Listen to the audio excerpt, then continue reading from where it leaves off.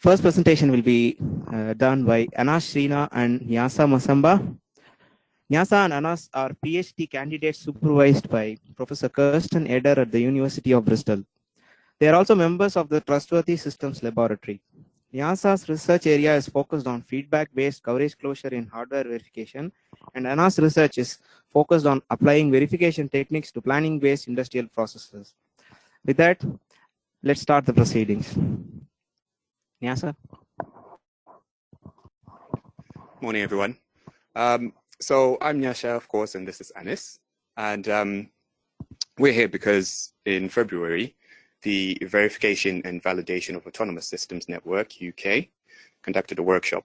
In this workshop, we aimed to identify at least the opportunities and also challenges involved with dynamic testing and verification of autonomous systems. So we're going to give a high-level overview of the outcomes of that workshop today. Now, it is of no doubt that autonomous systems are permeating our way of life. This might be from the autonomous vacuum cleaners in our homes to the autonomous vehicles that might be driving us to work. Whilst this has brought many benefits for the end user, for the verification engineer, it has presented several challenges. And just to go over some of the challenges that we're going to talk about today, the first challenge that came out of the workshop was how to use artificial intelligence during the verification process when we're verifying our autonomous systems. We'll also go over definition of coverage metrics, and also we'll talk about the safety assurance and regulation concerns that were raised during the workshop. So we believe that by coming together as academia and industry professionals, addressing these challenges together collaboratively gives us at least a baseline for establishing an autonomous system testing framework. And the goal of this, of course, is safer and more trustworthy autonomous systems that we can come to rely on. Now, the more inquisitive among you might already be asking, should we be using artificial intelligence in this verification process, in the first place? And the participants of the workshop seemed to think so, certainly for things such as corner cases, for example. So it would be great to automatically reach these and augment the engineer. We don't necessarily want to think outside the verification box. We want to be inside the box, but we want to find the dark corners within that box. So AI can potentially help us do this. We want to be able to learn features, those nuanced features that we may not be able to identify as human beings, in order to at least prevent the catastrophic events such as accidents, for example, from autonomous vehicles. And we want to be able to use these, integrate these when we construct our test benches. AI would help us do this. We want to be in a position whereby we can derive new test oracles. Because if we consider that autonomous systems, such as autonomous vehicles, for example, may not have, for each input, there may not be a ground truth output that we can compare to. So can we use AI, for example, to predict ground truths for test oracles? This is an interesting question. So these are some of the things we want to use AI for. How do we get there? Some of the questions that we were asking in order to help us to get closer to these goals involve the following. So we were thinking, could we intelligently sample or generate test stimuli for our simulations? So by intelligently sampling, we mean reducing, let's say we start off with a large set of test cases and we want to eliminate the redundant ones. So basically filter them out so that we've got the ones that maybe contribute to coverage, for example, or expose the bugs. We could potentially think about how we can do that using AI. We want to think about how we can generate the test stimuli in the first place. So, for example, generating test cases to plug any coverage holes, for example, that we might have.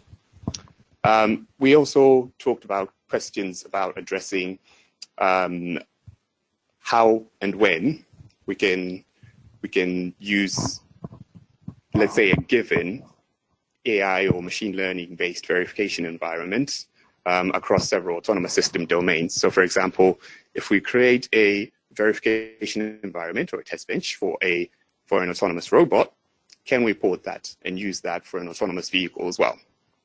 That would be an interesting application.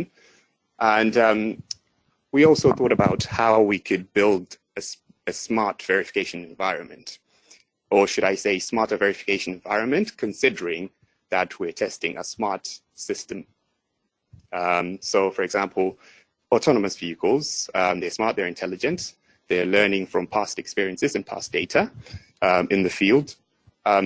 Can we implement a smart verification environment that is smarter than this system we're testing? And I suppose this is linked to what to some of the innovations that Mike Stelfox was talking about in the previous presentation, smart verification environments. And because this is an interesting area to look into for our research, we actually came up with a use/test case that we can take forward, which we call the tester from hell.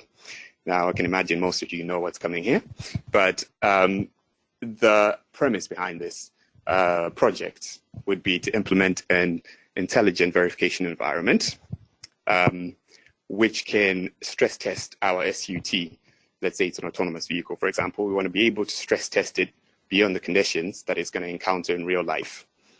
We want to throw some normal driving situations in there for good measure, but ideally we want to be able to give it all kinds of hellish conditions so that we can, robustly test it and have fair confidence in it when it goes out into the field.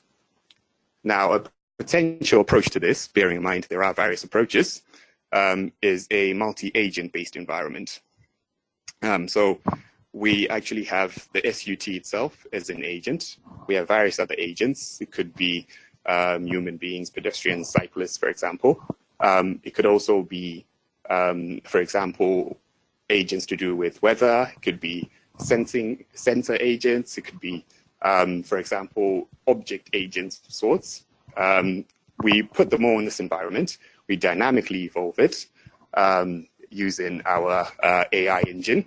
And given that we can control the actions that are going on, we stress test our SUT. Now, this does come with its benefits. For example, it is cheaper than field trials, potentially safer as well. However, we want to make sure that it's valid. And we want to generate test cases that are interesting yet diverse. So that is one of the biggest challenges that we have with this sort of implementation, with this sort of project. How do we, for example, define that? Okay, how do we define completeness criteria? How do we know that we're done? How do we know that we've evolved the agents enough, the environment enough to create our inputs? How do we create those constraints as we know them traditionally in verification environments may not necessarily be the best way to generate the inputs. The requirements, how do we architect those so that we know that we're testing the right things? And those are just some of the challenges that we're hoping we could take on for further research, so that we can come up with a more autonomous, more safer, more trustworthy autonomous systems. And with that, I'll hand you over to Anis.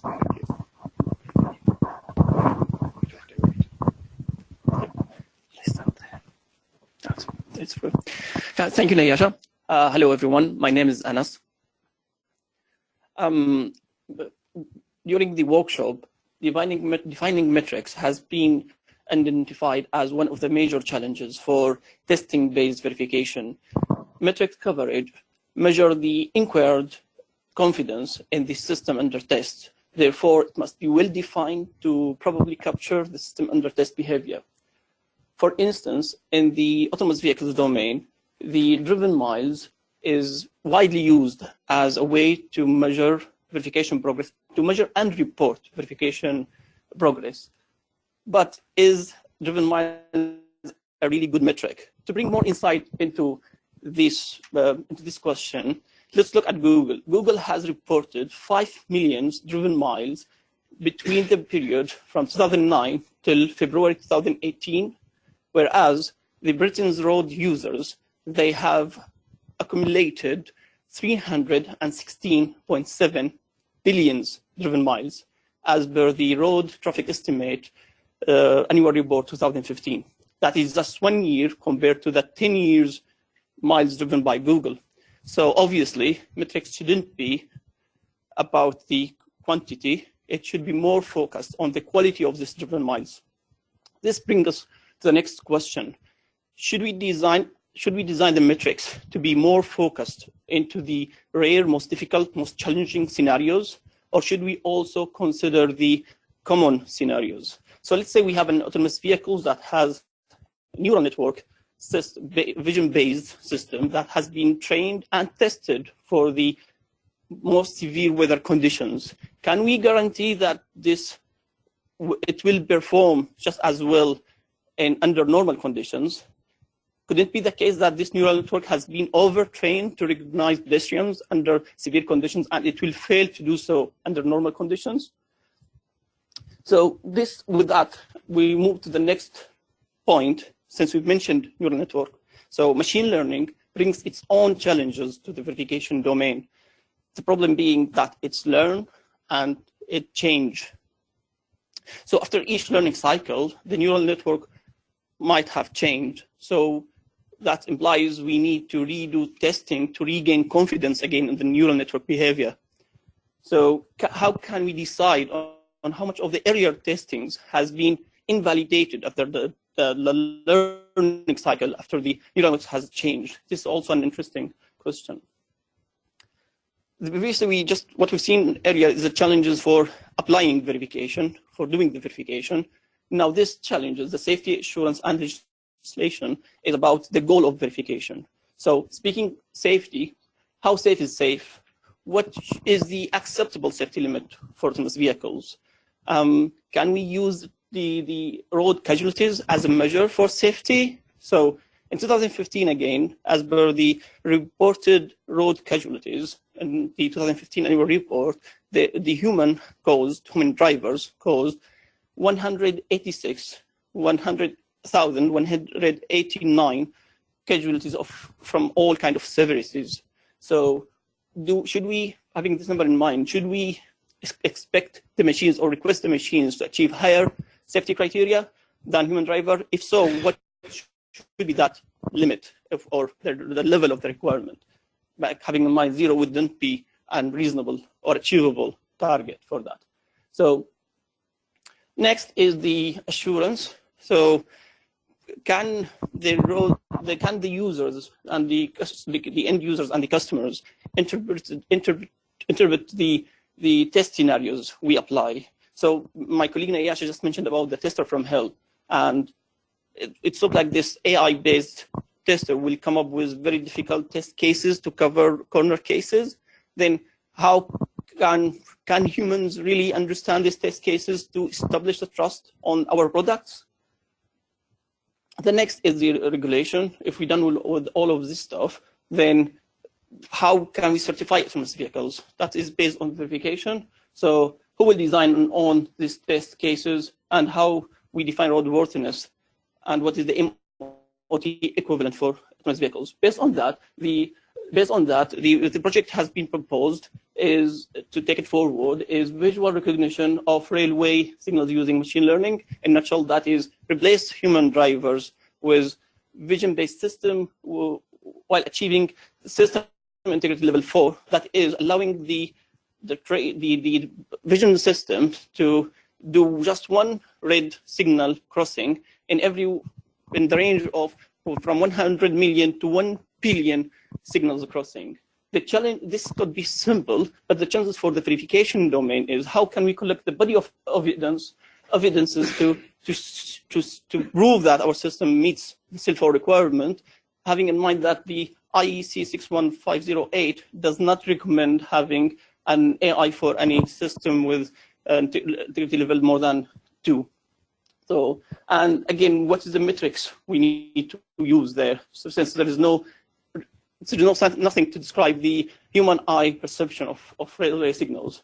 And at the end is the regression, because this is neural network based. So how can also we establish the relationship between the invalidated test cases and the neural network learning?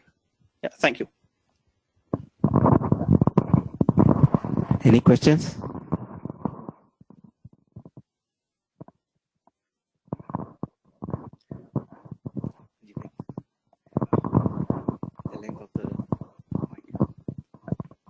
I'm Paul from Imagination Technologies in Bristol.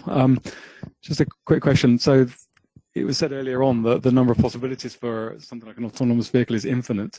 So how do you kind of propose that with artificial intelligence you can reduce that to something you can manage? Thank you, Paul. So the near infinity problem is, of course, a problem. And I suppose with the artificial intelligence, we're not necessarily proposing to reduce the number of potential cases in effect. We're sort of giving the AI algorithm some rope in effect to generate a vast range of test cases.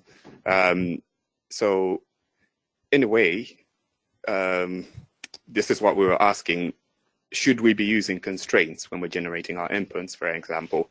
It might turn out to be the case that, yes, we use some kind of constraints in order to keep the tests valid. What kind of constraints those are is up for debate and future research at the moment. But yeah, it is our intent that we'll keep the tests valid as far as the road conditions, in a way, are concerned, and just generally stress test the SUT just beyond what it would be exposed to out in real life. Now, of course, we're never done because it's a simulation, but yeah, I suppose it depends on the constraints that are put into place through the research.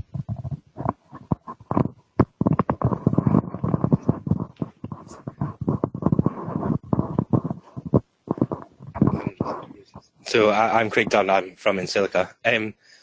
How do you allow the test cases that the AI produces to be reviewed? So when I'm doing work, another engineer will come and review my test case.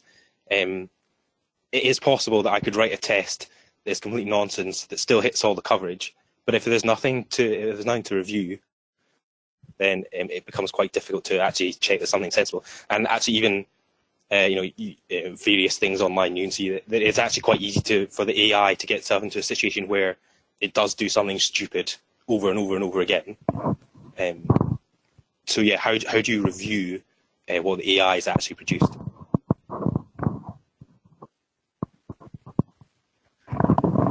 Thank you. So it's no secret that a number of AI algorithms do have a slightly black boxy element to them. So whilst we may not be able to reproduce and trace all the to trace the mapping between the output and the input of the AI algorithm, we do strive to get to a point where we can get to, as we say, some level of acceptance for Anis, for example, what he mentioned, to get to CIL4 acceptance, you're looking for, let's say, 1 in 1 billion incidents or something like that. So I suppose those would be sort of like the measuring sticks that would use, rather than, passing it, for example, from engineer to engineer for review, potentially. Obviously, that remains to be seen. If If I can add something very quick for this question, actually, the short answer is just get rid of this very complicated and nonsense test cases, because from assurance point of view, you need test cases that can be understandable by a human being. So though that would be a very good one, but that doesn't make any sense. So we can just get rid of them and use the less perfect ones that can achieve a less coverage, but they are can be explained. Thank you. Any further questions? Please contact the presenters offline.